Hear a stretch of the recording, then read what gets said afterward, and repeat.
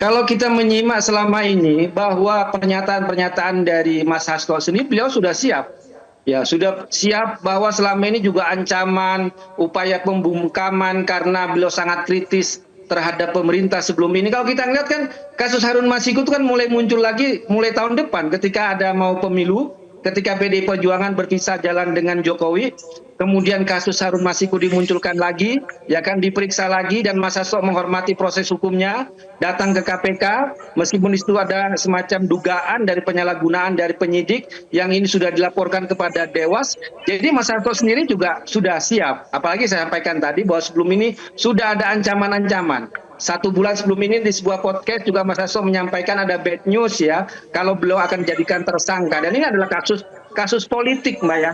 Apalagi kalau kita melihat bagaimana PDI Perjuangan akhir-akhir ini sikapnya kritis terhadap kebijakan pemerintah soal kenaikan PPN 12%. Jadi ini kan menandakan bahwa ada upaya pembungkaman dan juga apa disampaikan oleh Ibu Mega sendiri pada tanggal 12 Desember ada upaya untuk mengaut-aut, mengacak-ngacak partai ya, Guntur, menjelang Kongres. singkat saja. Jadi backgroundnya ada politik. Sebelum saya ke narasumber yang lain ya. Jadi Mas Hasto saat ini di mana, Mas Guntur? Singkat saja. Ya Mas Hasto, ya di suatu tempat lah.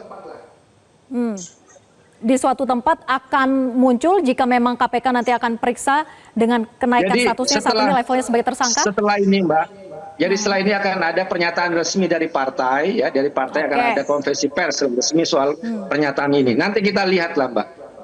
Gitu. Oke. Saya ke Mas Praswat. Mas Praswat tadi dikatakan kalau dari versi PDIP ini adalah politisasi, ini bukan kasus hukum. Nah, kalau melihat kita objektif ya, dengan jarak waktu yang sudah sangat lama, hampir 5 tahun, barulah KPK kemudian menaikkan status Sekjen PDIP Hasto Kristianto sebagai tersangka. Mengapa KPK butuh waktu yang lama menurut Anda? Wajarkah ketika muncul kemudian asumsi bahwa ada lobby-lobby terhadap KPK yang mana saat itu PDIP bagian dari partai penguasa? Jadi gini, Mbak izin, Mbak Vera, saya secara objektif di tanggal 8 Januari 2020, saat itu kami juga kebingungan kenapa kok kemudian kasus ini jadi sebegitu sulit dan rumitnya. Kita mulai dari insiden di PT IKA misalnya pada saat melakukan operasi tangkap tangan, itu tim kami, rekan-rekan penyidik, itu juga dihentikan secara paksa. Itu 2020 ya? Atau kemudian itu 2020 tanggal 8 Januari Mbak. Jadi secara kronologis memang kasus ini secara historisnya memang sudah bermasalah dari sejak awal. Kenapa kemudian tidak terjadi operasi tangkap tangan di tanggal 8 Januari di PT IKA, itu juga adalah satu hal yang menjadi pertanyaan, bahkan tidak hanya publik atau Mbak Fer yang bertanya, kami juga penyidik-penyidiknya juga bertanya mengapa kok kasus ini sebegitu rumitnya. Lalu kemudian keluarnya DPO misalnya, itu memakan waktu 1 tahun. Sementara memang Harun Masiku sudah menghilang dari hari pertama. Tanggal 8 Januari, 9 Januari dia hilang dan kita coba cari kemana-mana juga tidak berhasil. Namun DPO-nya, status DPO untuk menerbitkan red notice itu 1 tahun keluarnya untuk kemudian menyatakan yang bersangkutan adalah buronan tidak hanya di Indonesia tapi di seluruh dunia. Nah ini juga jadi satu pertanyaan. Jika kemudian kenapa kok sampai hampir 5 tahun ya, artinya kan nanti di Januari bulan depan ini tanggal 8 nggak nyampe 20 hari lagi itu akan tepat ya 5 tahun. Ini harusnya dijawab sama pimpinan KPK saat itu, Firly Bahuri dan kawan-kawan. Kalau kemudian hari ini kemudian memang Pak Setio dan teman-teman, ini ekspos pertama kalau nggak salah ya Mbak ya, mohon dikoreksi. Saya pantau ekspos pertama adalah kemudian kasus Harun Masiku. Ini menarik sebenarnya, ada apa? Mengapa kemudian pada era pimpinan Islam kemarin itu kasus ini sebegitu rumitnya dan sekarang ada progres?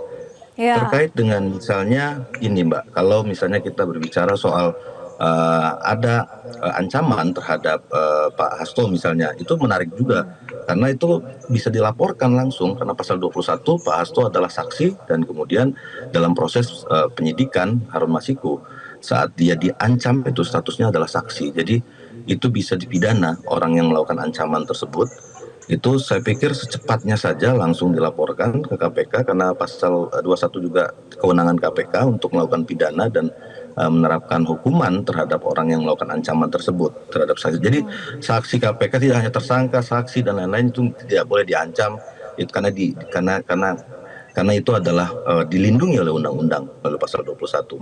Jadi saya support saja sebenarnya Mbak kalau misalnya kemudian ada hal-hal secara material memang kemudian dinilai para tersangka atau keluarganya atau rekan-rekan dari PDI Perjuangan itu menilai KPK tidak cukup alat bukti, saya pikir kita ajukan saja diuji di pra-peradilan karena ini sudah masuk ke ranah penyidikan dan sudah pro justisia.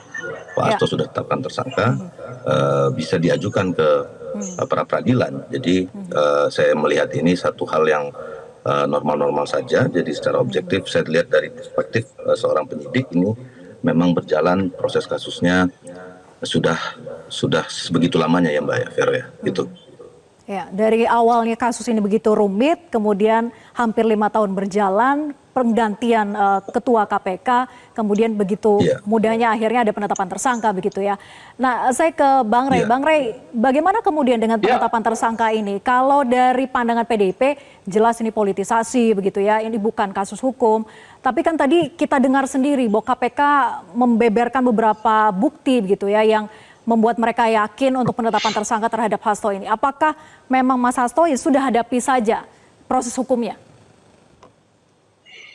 Iya, kalau dari ditetapkan ya dihadapi, tapi kan tidak dengan sendirinya menyelesaikan persoalan yang terkait dengan dugaan adanya politisasi kasus. Tadi udah dijelaskan oleh Bung Guntur ya, saya kira kronologinya itu, dan itu bisa dipertimbangkan dalam kerangka penglihatan dari aspek politiknya. Sebab di negara ini ya kan antara penegakan hukum murni dengan penegakan hukum politik itu batasnya itu hampir nggak kelihatan. Benar nggak penetapan Hasto ini tidak berbau politik misalnya dengan berbagai indikator-indikator yang disebutkan tadi oleh salah satunya Guntur Romli, atau benar-benar ini objektif sebagai penegakan hukum. Nah ini kalau penegakan hukum kan saya juga jadi bertanya-tanya, loh kok tiba-tiba KPK yang sekarang ini langkah pertamanya adalah yang beginian gitu loh. Kalau dibuat rentetan misalnya dalam skala prioritas pekerjaan, mestinya penetapan Bung Hasto ini mungkin yang ke-10, ke-11 gitu loh Pak.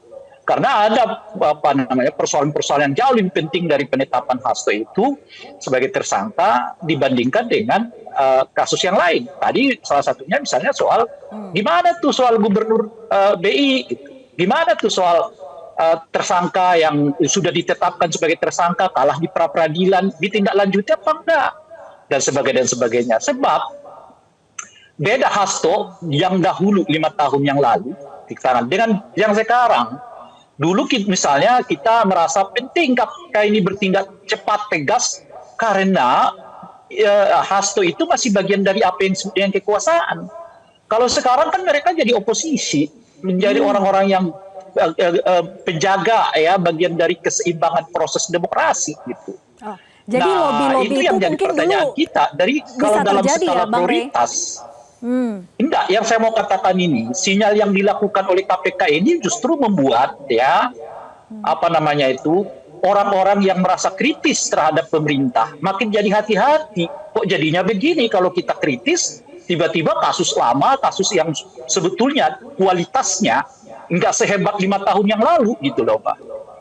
Nah 5 tahun yang lalu itu kan karena Bung Hasto sekjen PDI yang berkuasa gitu. Sekarang sekjen PDI yang tidak berkuasa itu nilai bobot ininya jauh menurun gitu loh kira-kira tuh.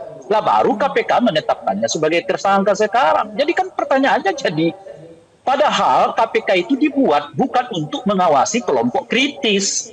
KPK itu dibuat dalam kerangka mengawasi para pelaksana ya kan kebijakan negara, alias apa? Alias yang diawasi pertama kali itu oleh KPK mereka yang berkuasa sekarang mestinya, yang dekat dengan istana. Loh ini langkah pertamanya justru menyasar kelompok-kelompok kritis gitu. Makanya saya buat istilah baru KPK itu dengan Komisi Pemberantasan Warga Kritis alias KPK ini. Jadi bukan lagi Komisi Pemberantasan Korupsi, cuma Komisi Pemberantasan Orang-orang Kritis. Kalau kita kritis, nah ini Bisa-bisa kasus-kasus lama yang sebetulnya nggak urgent lagi diungkit lagi tuh. Ini kan suap inilah derajat dari kasusnya itu ya derajat ketiga keempat. Yang utama itu korupsi, korupsi dan Bang Rey. korupsi gitu. Jelajahi cara baru mendapatkan informasi. Download Metro TV Extend sekarang.